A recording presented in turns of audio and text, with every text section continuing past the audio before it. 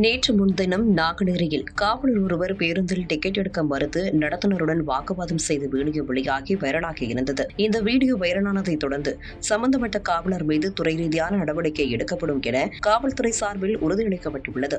இந்நிலையில் தற்போது தாம்பரம் பகுதி போலீசார் அரசு விதிகளை மீறி செயல்பட்டதாக அரசு பேருந்துகளுக்கு அபராதங்களை விதித்துள்ளனர். இதுகுறித்து செய்தியாளர்களை சந்தித்து பேசிய அண்ணா தொழிற்சங்க மாநில செயலாளர் கமலக்கண்ணன், நாங்குநேரியில் போலீசாரிடம் டிக்கெட் கேட்டதற்கு பழிவாங்கும் நடவடிக்கையாகத்தான் இந்த அபராதங்களை போலீசார் விதிப்பதாக குற்றம் சாட்டியுள்ளார். நேற்று முன்தினம் இந்த நாங்குநேரியில ஒரு நடத்துனர் போலீஸ் அதிகாரிக்கு டிக்கெட் இல்ல, நீங்க டிக்கெட் வாங்கி தான் ஆகணும்னு சொல்றாரு. பஸ்ஸுக்கு கிளாம்பாக்கத்துல ஒரு ஃபைன் போடுறாங்க.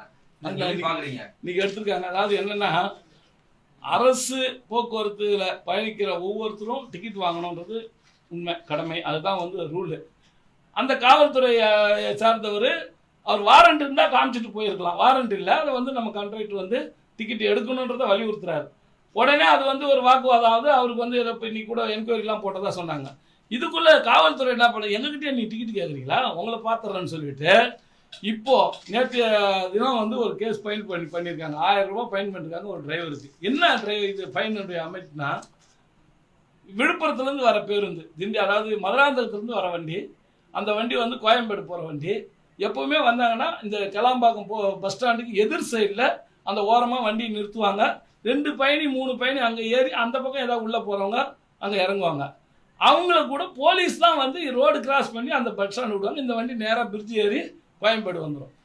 இந்த வண்டியை அங்கே நிறுத்தினாரு, நோ பார்க்கில் நிறுத்தி பேசஞ்சர் இறக்குனாருன்னு சொல்லி இந்த ஃபைனை போட்டு அவருக்கு 500 ரூபாயும், பொதுமக்களுக்கு இடைஞ்சலா வாகனத்தை நிறுத்தினாலும் ஒரு 500 ரூபா 1000 ரூபா ஃபைன் பண்ணிருக்காங்க. இது உண்மையாக கண்டிக்கத்தக்கது.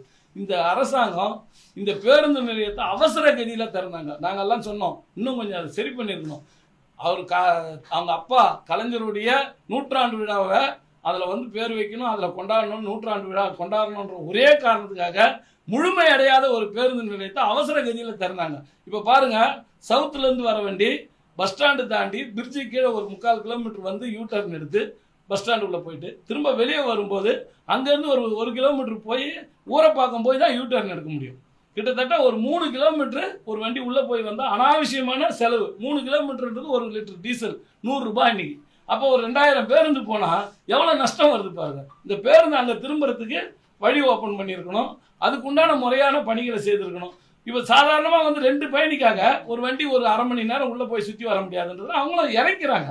பயணிகள் என்ன நினைக்கிறாங்க, இறங்கினா எதிர் சைடில் வெளியே போகிற வண்டியில் டக்குன்னு ஏறி வெளியே போயிடுவாங்க, அதுக்காக இறங்குறாங்க.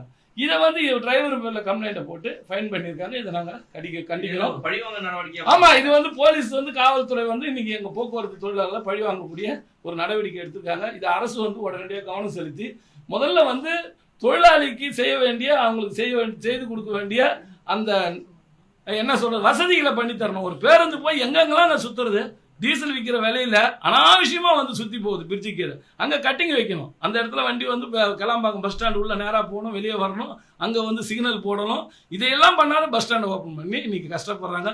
நேற்று முந்தா நாள் பார்த்தேன், ஒரு 200-300 பேர் நிற்கிறான். நான் ஏதோ சினிமா படத்துக்கு டிக்கெட் வாங்குறான்னு பார்த்தா ஏடிஎம்மில் பணம் எடுக்கிறதுக்கு அந்த பேருந்து ஒரே ஒரு ஏடிஎம் மிஷின் இருக்குது. அவ்வளோ பேர் லைன் நிற்கிறாங்க. அவங்க ஒருவேளை அந்த மிஷின் பிரேக் டவுன் ஆகிடுச்சின்னு வச்சுக்கோங்க, அவங்க எங்கே போவாங்க? பொதுமக்கள் மாற்று ஏற்பாடெல்லாம் எதுவுமே இல்லை. எந்த வசதியும் இல்லாத அவசர கதியில் இந்த பேருந்து நிலையத்தை திறந்திருக்காங்க. செய்திகளை உள்ளது உள்ளபடி தெரிந்து கொள்ள ரெஃப்ளெக்ட் நியூஸை சப்ஸ்கிரைப் பண்ணுங்க.